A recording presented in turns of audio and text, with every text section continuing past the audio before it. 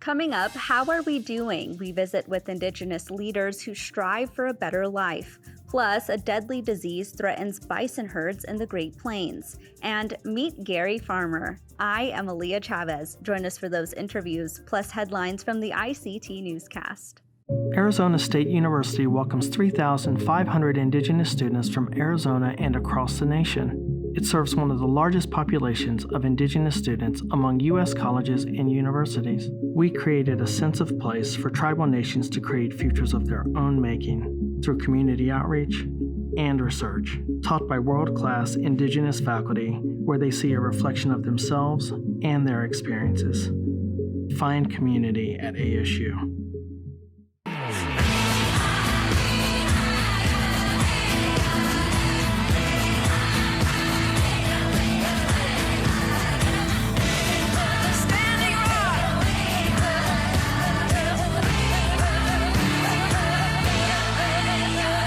This is the ICT Newscast with Aaliyah Chavez.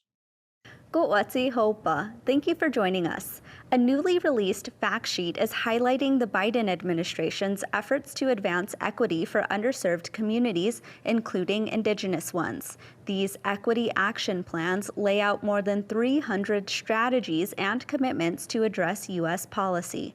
Across the federal government, agencies are looking to expand federal investment and support in tribal communities.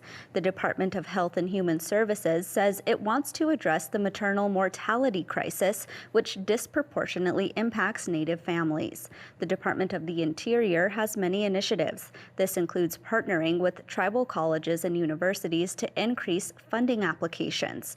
To help close the digital divide for tribal communities, the Department of Commerce is investing billions of dollars in infrastructure. The plans mark the first ever implementation of a national strategy on gender equity and equality. Well, there are more than a few familiar names for this year's Native American 40 Under 40 list. The National Center for American Indian Enterprise Development announced this year's recipients this week. The awards represent Indian country's best and brightest emerging leaders. Inductees are recognized for their leadership and dedication and for making contributions in their communities. Winners include leaders working in the fields of academia, government, nature conservation, and technology. And this year's recipients will be recognized at an in-person reception on May 25th in Las Vegas, Nevada. For the complete list of winners, visit our website at IndianCountryToday.com. Just search for the story titled National Center for American Indian Enterprise Development names 2022 Native American 40 Under 40 recipients. The Winnebago tribe in Nebraska is taking action to address a marriage controversy. Tyler Lemire said they felt worried when they learned about their council's vote not to recognize gay marriage. Last month, the Winnebago Tribal Council narrowly approved a resolution to change tribal codes to no longer allow same-sex marriages. After learning of the council's decision, Lemire decided to act, posting a video on TikTok that has garnered more than 900,000 views. Hinikariki Buju. I am Honchpega. My English name is Tyler. And my native tribe, as of yesterday, has banned gay marriage. In the video, Lemire expressed frustration at the tribe's decision and encouraged leaders to rescind it. The next week, the council voted overwhelmingly to recognize same-sex marriage and divorce. Winnebago Chairwoman Victoria Ketchian said council members offered apologies to the relatives that they had offended. The chairwoman plans to host a listening session later this month where citizens can discuss the issue further. Indigenous people in western Guatemala are honoring a Mayan deity and folk saint. This week, many gathered to mark the start of their Holy Week celebrations to praise their local saint, who they say is their overall protector. A figure representing the grandfather of the town was given gifts and celebrated with offerings during the day. The effigy was then carried in an informal parade to music offered by the people of the town. Indigenous organizers chose one man to be the grandfather carrier for the procession duty. This is an honor that is only given to a devoted community member. This year's carrier says he took the honor because of the protection the grandfather gives to everyone. El abuelo aquí The grandfather is respected here. He is the protector, and not only for this town, but for everyone. Many come here. The week of events is a unique blend of Mayan and Catholic religions. An Indigenous writer is carrying children home in dreams with her first book, Bedtime and Nanatsiavut. The isolation of the pandemic inspired an emerging author and illustrator to share her love of home and dreams. When the pandemic hit and the world stopped, Inuk citizen Rianne Brown began to look at her passion for telling stories. Brown told ICT that it was an opportunity to sit down and be creative again. The tale follows an Inuk mother talking to her son at bedtime as they discuss the power of dreams. Her story also features the Northern Lights, which can be seen from Northern First Nations communities with less light pollution. Brown's own illustrations highlight her home territory and the close connection between mother and child. The book will be available on April 26th in Canada and in the United States in June. Well, those are the headlines for the ICT Newscast. Coming up, 2 years into a pandemic, how are we doing? Our children and elders are suffering.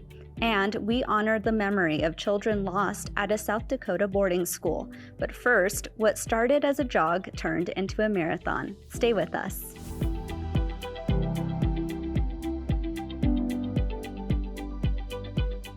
Red Lake Ojibwe citizen Brendan Strong was looking for a way to walk off a late-night unhealthy meal when he began long-distance running. So far, Brendan has logged over 91 miles in 3 half marathons and 2 full marathons. It was in the summer of 2020, like I just remember one late night I, had a burger and then I went to bed, after that.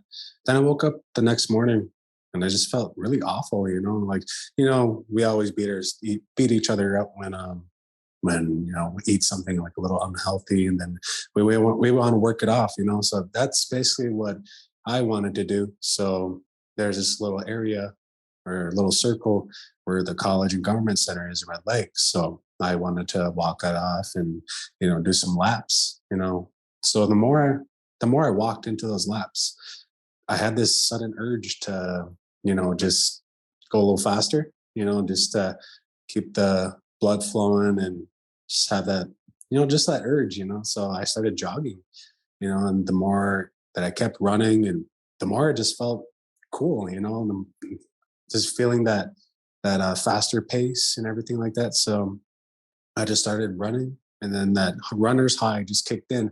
I didn't know it was real until that adrenaline rush just kicks in all of a sudden. So that morning, that was my very first time like logging in a mile and a half, and so I just fell in love since, and then pretty much that next day after, or a couple days after, I signed up for my very first half marathon. Brendan's running is inspirational to many.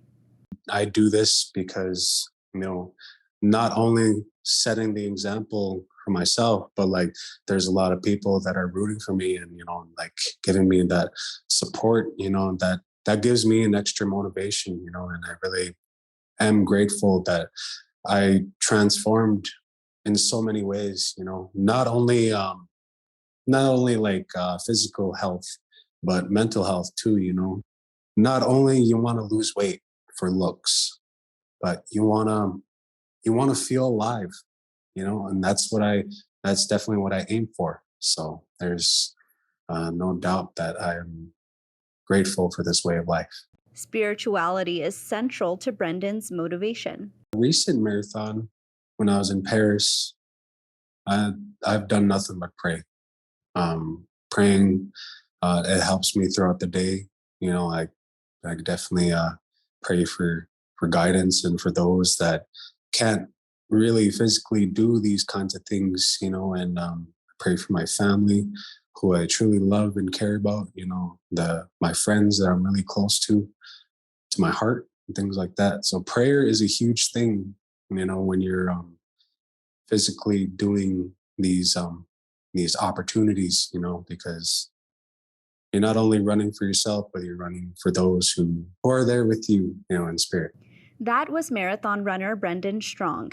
You know, our health is important to us and our communities, and the pandemic has brought challenges to all of us.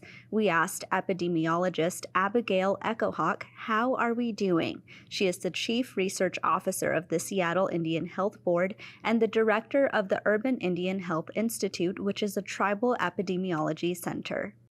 You know, really across the nation, we have been so fortunate that American Indians and Alaska Natives have some of the highest vaccination rates of the population here in the US. We've done an incredible job of getting our people vaccinated, but we still have a large proportion of people who haven't gotten vaccinated. As a result, we're continuing to see COVID being diagnosed in different communities. And we have to acknowledge that, well, it's much less than it used to be. And we have our folks who are vaccinated. So when they get COVID, the COVID doesn't affect them as much as it was prior to vaccinations. But there's still COVID in our communities, and we still need to be taking safety precautions to protect all of our relatives. Mental health is as much of a concern for Indigenous people as is physical health, especially for children and elders. We saw an increase in mental health distress. For many folks, they didn't have access to the resources or services that may have had before. And many of us lost the ability to go to what made us strong. It may have been our powwows, it may have been our ceremonies, our gatherings. And so for about 2 years, many people didn't have access to those things that really strengthened their mental health. And so as a result of that, many folks began to experience mental health distress. But what we want to tell folks is they're not alone. There are many resources out there. There are hotlines that they can call. Their tribal organizations are making sure that there are resources out there. We need people reaching out for help if they're experiencing mental health distress. And we know that our tribal nations are working to address this. And it's all of us coming together, creating now as safe gatherings as possible to ensure that we can again start in these activities, but we need to do it in a safe way that includes vaccinations. What does recovery from this disease look like? In mental health, there is no prediction on who's going to be affected or for how long. I'm a survivor of violence myself, and I'm often triggered by things around me. I wasn't able to get the resources and services, and I was working long, hard hours. And so I really had to dive back into my counseling, into the resources that I do as an individual, including my spiritual and cultural practices. But I can't say how long this is going to affect me. What we really need to do is make sure people have access to the resources like I just talked about. And so we need to be pushing the federal government to ensure that our tribal nations are getting access to the resources that we need. One of the things we do know about long COVID, if folks haven't heard about long COVID is the effects that COVID may have on you after you had COVID. For some people, that's fatigue. For other folks, it's an increase or looking at how it's impacted their diabetes. These long effects of COVID are going to be in our communities for a very long time, and that will also impact mental health. And we need to make sure we have resources to take care of our tribal citizens. That was epidemiologist Abigail Echohawk. When we come back, April is Sexual Abuse Awareness Month.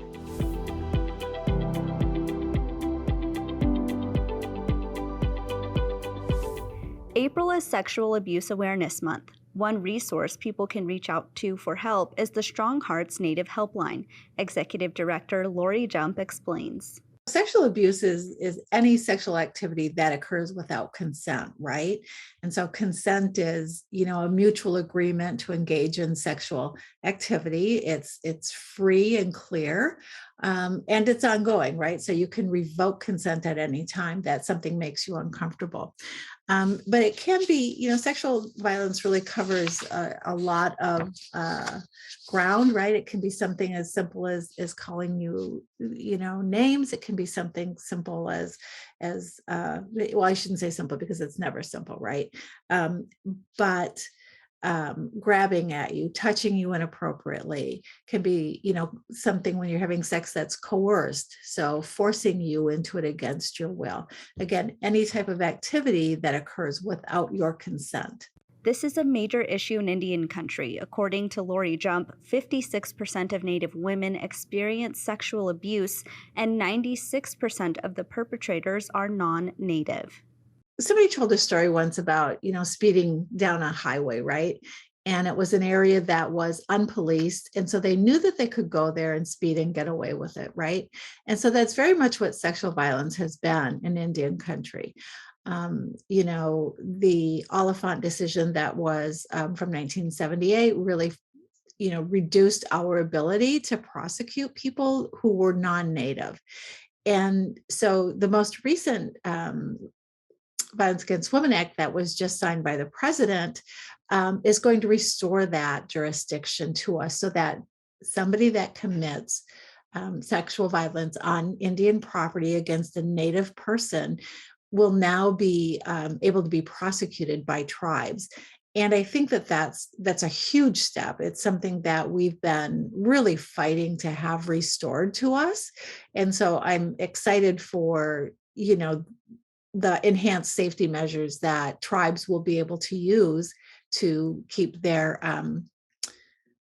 citizens safe. That was Lori Jump from the Strong Hearts Native Helpline.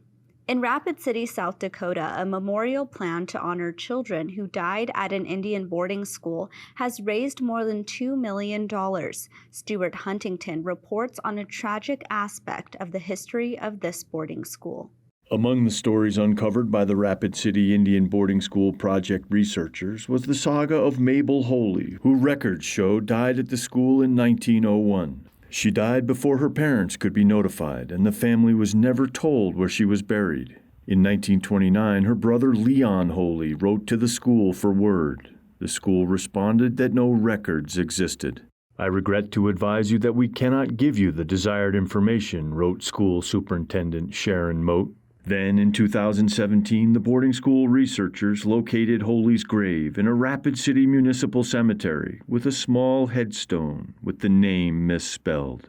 Shortly thereafter, Leon Holy's then 87-year-old son Martin Holy drove down with other family members to finally reunite with their long-lost relative. Mabel's great-niece, Violet Catches, now serves on the Elders Committee advising the effort to build a memorial to the students who died at the Indian boarding school. She said in 2017 she spoke to her great-aunt at the gravesite. So I imagine that she may have thought that she was forgotten, so I told her, see, you're not forgotten. They found you. We found you, we're here. We're gonna do all we can to remember you from now on. Finding her is really a kind of a joy, and at the same time it's very sad. Sad because of the fact that my grandpa was looking for her. My grandma was looking for her. They didn't get to see her. In Rapid City, South Dakota, Stuart Huntington, ICT News. Mycoplasma bovis. It's common in cattle but rarely deadly. For buffalo, it's taking a toll. Last month, the New York Times reported on Fred Dubray's bison herd, saying this disease has no cure. Dubray tells us when he first noticed something was wrong on his ranch near Blackfoot, South Dakota.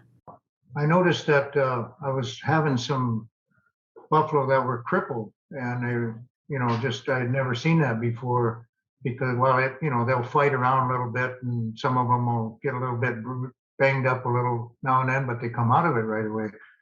But we noticed that there would be some that just seemed to be getting worse and worse and getting more crippled. And so I kind of started paying attention to it. And then I noticed that a couple died from it. And so I took one into a local veterinarian, and he took some samples and sent it in and said, this is what it is Mycoplasma bovis. And I didn't really understand anything about it, didn't know a lot about it. And I'd heard that it was, I'd heard about it, but I didn't think that I had anything to worry about, because I thought it was mostly in feedlots and stuff like that. And my herd is a free roaming herd that has very little contact with us. I try to keep hands off as possible. So I didn't think it would be ever anything possible to get into my herd. And then when it did, I thought, boy, this is really a big problem, because if it can get in my herd, it can get in any herd. The buffalo has a special place in the culture of the Plains tribes, Dubray explains. I've been involved in in bison restoration back to Indian country for, a lot of years. And because in our tribe and a lot of other tribes, that's a set cornerstone of our culture.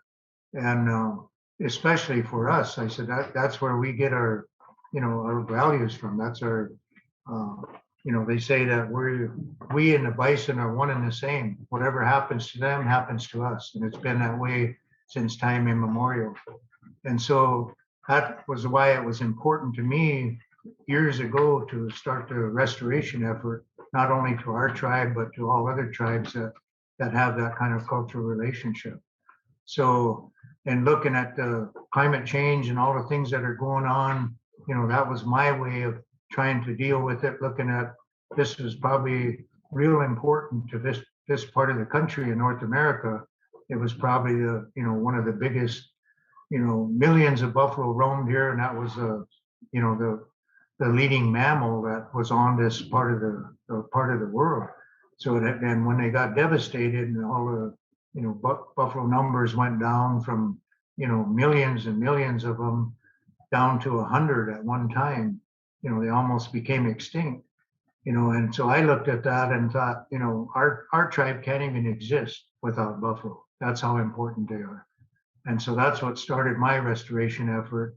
And so to answer your question, I guess to me and my family, that's what it means. I mean, they're everything to us. And to see them get sick like this is, it's really devastating. It's hard to take because they're almost like family. That was bison rancher Fred Dubray.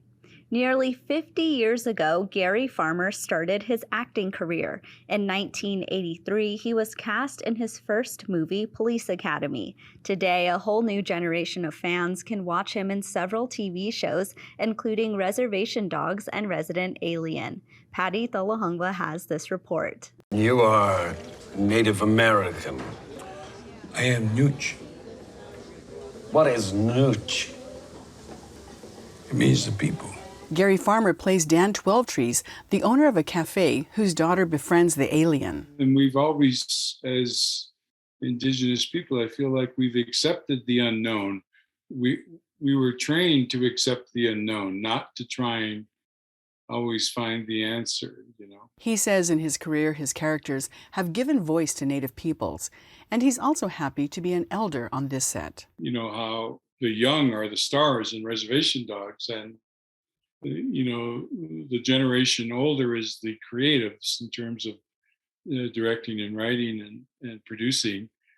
And, they're utilizing us to work with the young as kind of the senior actors. So Farmer has seen Hollywood slowly change through the decades, and he likes this new generation of Native actors.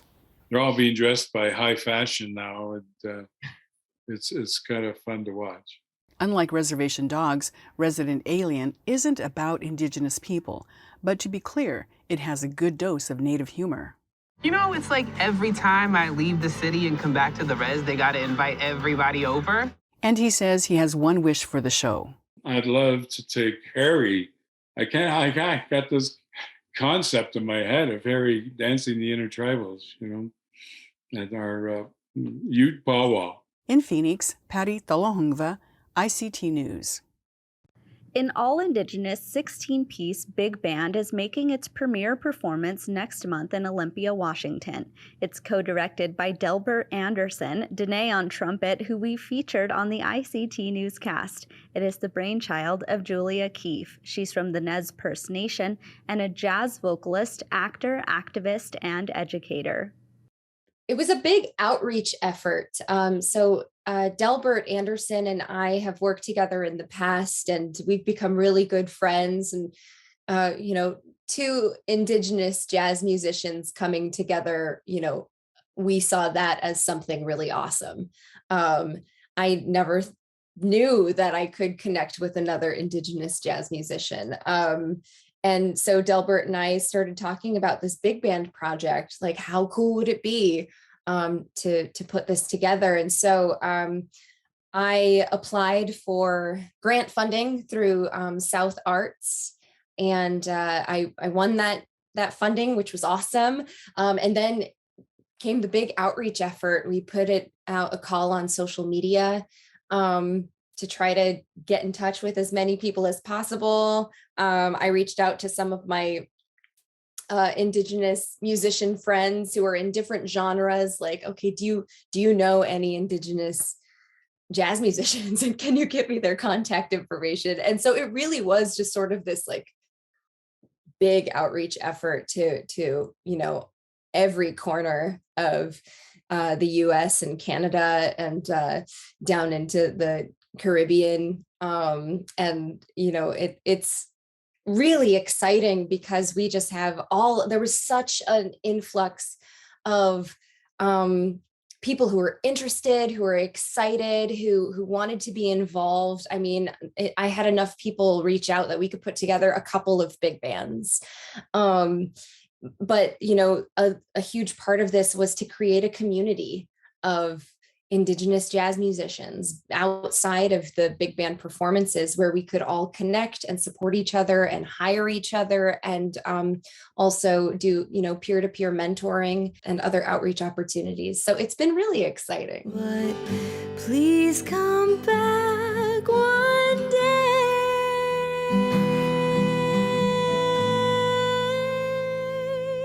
And that's a slice of our Indigenous world. For more news, visit IndianCountryToday.com. From all of us in the newsroom, stay safe, my relatives. I am Aaliyah Chavez. Sometimes you got to take a stand just because you know you can. Oh, you got to run, you got to run.